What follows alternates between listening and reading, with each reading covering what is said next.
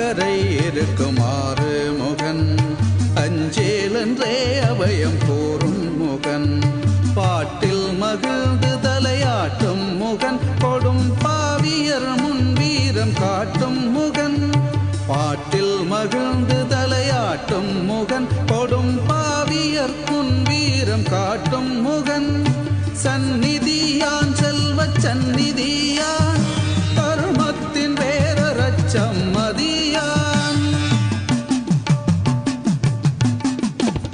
வணக்கம். மற்றொரு உலா நிகழ்ச்சியில் சந்திப்பதின் மகிழ்ச்சி. இன்றைய உலா நிகழ்ச்சியில் மிகவும் முக்கியமான ஒரு வரலாற்று சிறப்பு வாய்ந்த ஆலயம் தொடர்பில் தான் பார்க்க போகின்றோம். அந்த வகையில் இலங்கையில் யாழ்ப்பாணத்தில் தொண்டமானாறு என்ற இடத்தில் அமைந்திருக்கக்கூடிய செல்வச்சந்நிதி ஆலயம் தொடர்பில் தான் இன்றைய உலா நிகழ்ச்சியில் பார்க்க போகின்றோம்.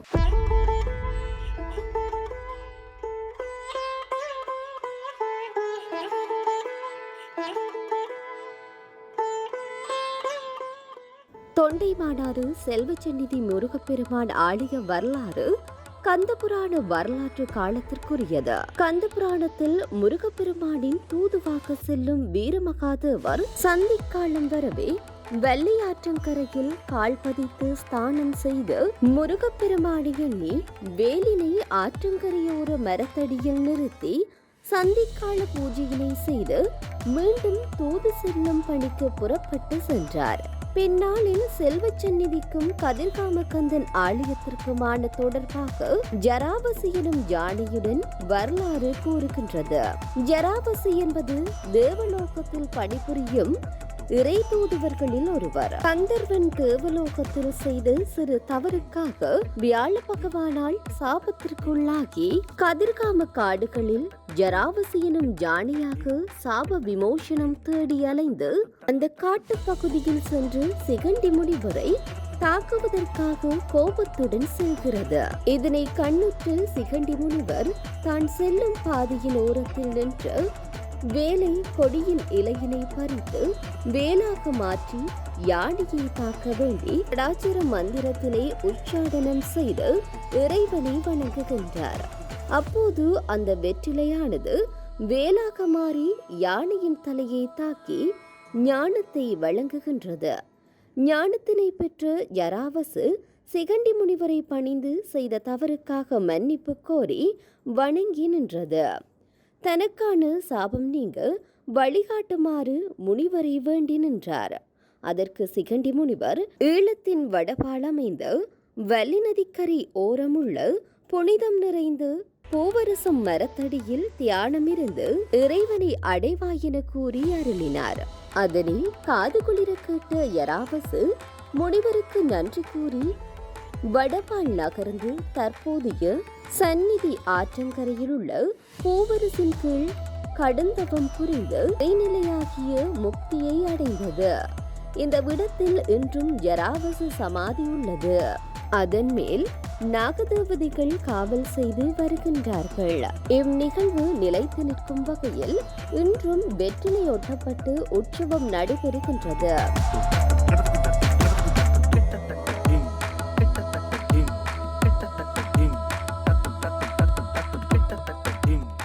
செல்வச்சந்நிதிக்கு போய் செல்வம் எல்லாம் பெறுவீரன்னு சொல்லி ஒரு சித்தர் சொல்லியிருக்கின்றார். அந்த வகையில் இந்த ஆலயத்தில் பல்வேறுபட்ட நேர்த்திக்கடனுக்காகவும் பல்வேறுபட்ட பக்தி முயற்சிகளுக்காகவும் மக்கள் வருவதை அவதானிக்கக்கூடியதாக இருக்கிறது. வீரபாகுதேவரால் பூஜை செய்யப்பட்ட அதே இடத்தில் ஜராவசு சமாதி அடைந்து புனிதம் பெற்று இந்த பூவரசம் மரம் அமைந்த இந்த வழியில் 1844 ஆண்டிற்கு முன்னென கருதப்படும் காலத்தில் மருதர் கதிர்காம முருகப்பெருமான் அருளாசிகளுடன் ஞானத்தினை உடையவராக பிறந்ததினால் வேல்பெருமானின் இந்த இடத்திற்கு அறிந்து இந்த பூவரச மரத்தடியில் தியானமிருந்து வழிபட்டு வந்துள்ளனர். எனவே மீண்டும் அவர்களுக்கு அருள் பாலிக்க முருகப்பெருமான் அவர்களுக்கு பல சோதனைகளை கொடுத்து தன்பாலிர்த்து கதிர்காமன் முன் தோன்றி தனக்கு பூவரச மரத்தடியில் பூஜை செய்ய வேண்டும் என கேட்டு கொண்டுள்ளார். தனக்கு பூஜை முறை தெரியாது, நான் எப்படி பூஜை செய்வேன் என்று அவர் தயங்கினார். தயங்கிய கதிர்காமரை முருகன் உன் கண்களை மூடு என கூறினார். கண்களை மூடும் போது சந்நிதியில் நின்று கதிர்காமர் கண்களை திறக்கும் போது கதிர்காமத்தில் நின்றார். அங்கே நடைபெறும் வாய்கட்டி பூஜை செய்யும் முறைகளை முருகப்பெருமான் கதிர்காமருக்கு காண்பித்ததும் உரிய விளக்கத்தினை கூறி வெற்றிவேல் ஒன்றினை கதிர்காமரிடம் கொடுத்து கண்களை மூடித்திற என கூறினார். கண்களை திறந்து கதிர்காமர் சந்நிதி பூவரச மரத்தடியின் கையில் முருகப்பெருமான் வழங்கிய வேலுடன் நின்றார். அன்றிலிருந்து கதிர்காம பெருமாளுக்கு விளக்கேற்றி தூய்மை செய்வது வரலாறாகினர். இந்த ஆலயத்தினுடைய வரலாறானது கந்த புராணத்தோடு தொடர்பட்டதாக காணப்படுகிறது. குறிப்பாக பல்வேறுபட்ட கதைகள் இருக்கிறது. இந்த ஆலயத்தினுடைய தோற்றம் எவ்வாறு இருந்தது என்ற தொடர்பாக அதனூடாக அறிந்து கொள்ளக்கூடியதாக இருக்கின்றது. கதிர்காமர் சிறப்பான முறையில் பூஜைகள் செய்து வந்தாலும் தனக்கு ஏற்படும் சந்தேகங்களை முருகனிடத்தில் கேட்டுக் கொள்வார்.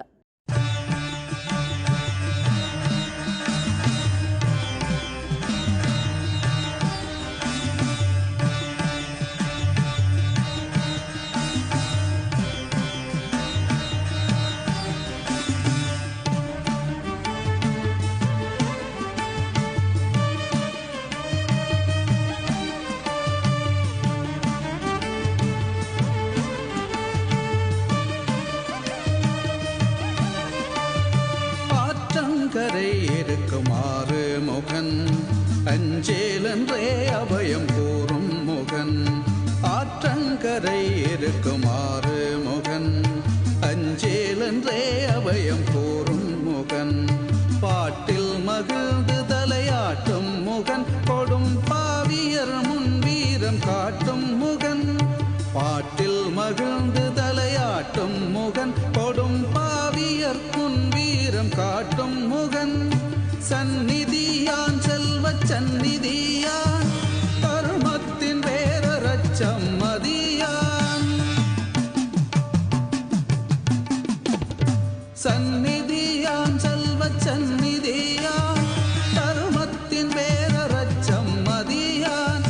சம்மதியானங்கள் சந்நிதியான் சத்தியம் மயிலேறி வந்தழுவான். சம்மதியானங்கள் சந்நிதியான் சத்தியம் மயிலேறி வந்தழுவான்.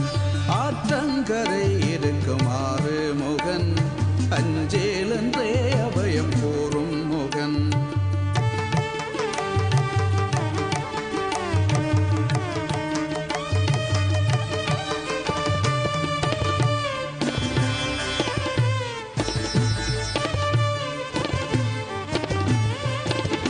தொண்டைமானார் உந்தன் வீடல்லவோ அந்த சோலையில் எங்களின் கூடல்லவோ. தொண்டைமானார் உந்தன் வீடல்லவோ அந்த சோலையில் எங்களின் கூடல்லவோ. கண்டவர் கைதொழும் மாறல்லவோ அதில் கால் தொழில் புண்ணிய பேரல்லவோ. கண்டவர் கைதொழும் மாறல்லவோ அதில் கால் தொழில் புண்ணிய பேரல்லவோ. சந்நிதியான் செல்வ சந்நிதியான் கர்மத்தின் வேரச்சம் மதியான். சம்மதியானங்கள் சந்நிதியான் சத்தியம் மயிலேறி வந்தழுவான். ஆற்றங்கரை இருக்குமாறு முகன் அஞ்சேலன்றே அபயம் கூறும் முகன்.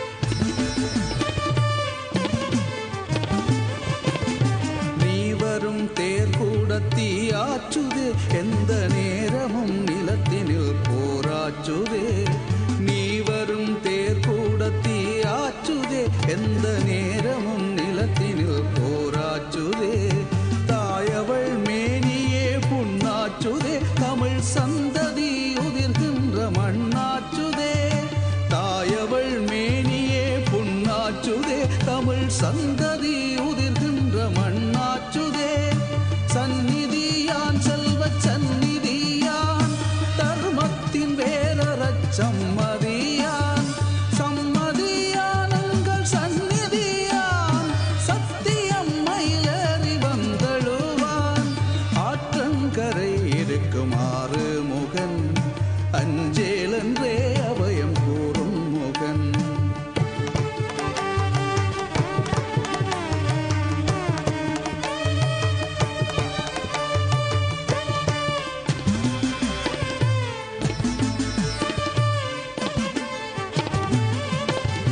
பச்சை மாமயிலேறி வேலெடுப்பாய் வந்த பகையது போய் விழக்கால் பதிப்பாய் பச்சை மாமயிலேறி வேலெடுப்பாய் வந்த பகையது போய் விழக்கால் பதிப்பாய் அச்சமில்லாததோர் வாழ்வழிப்பாய் நாமும் அங்கு போய் வாழ்கின்ற நாள் அழிப்பாய் அச்சமில்லாததோர் வாழ்வழிப்பாய் நாமும் அங்கு போய் வாழ்கின்ற நாள் அழிப்பாய் சந்நிதியான் செல்வ சந்நிதியான் தர்மத்தின் பேரறச் சம்மதியான் சம்மதியானங்கள் சந்நிதியான் சத்தியம் மயிலேறி வந்தழுவான் ஆற்றங்கரை இருக்குமாறு முகன் அஞ்சேலென்றே அபயம் கூறும் முகன் பாட்டில் மகிழ்ந்து தலையாட்டும் முகன் கொடும் பாவியர் முன் வீரம் காட்டும் முகன் பாட்டில் மகிழ்ந்து தலையாட்டும் முகன் கொடும் பாவியர் முன் வீரம் காட்டும் முகன் சந்நிதியான் செல்வ சந்நிதியான் தர்மத்தின் வேரறச் சம்மதியான் சந்நிதியான் செல்வ சந்நிதியான் தர்மத்தின் வேரறச் சம்மதியான் சம்மதியானங்கள் சந்நிதியான் சத்தியம் மயிலேறி வந்தழுவான் சம்மதியானங்கள் சந்நிதியான் சத்தியம் மயிலேறி வந்தழுவான் சத்தியம் மயிலேறி வந்தழுவான் சத்தியம் மயிலேறி வந்தழுவான். ஆரம்பத்தில் இந்த ஆலயம் குடிசையாக இருந்தது. தற்போது படிப்படியாக வளர்ச்சியடைந்து உயரமான கோபுரம், மணிமுட்டி, கட்டிடங்கள், மடங்கள் என வளர்ச்சியடைந்திருக்கின்றது.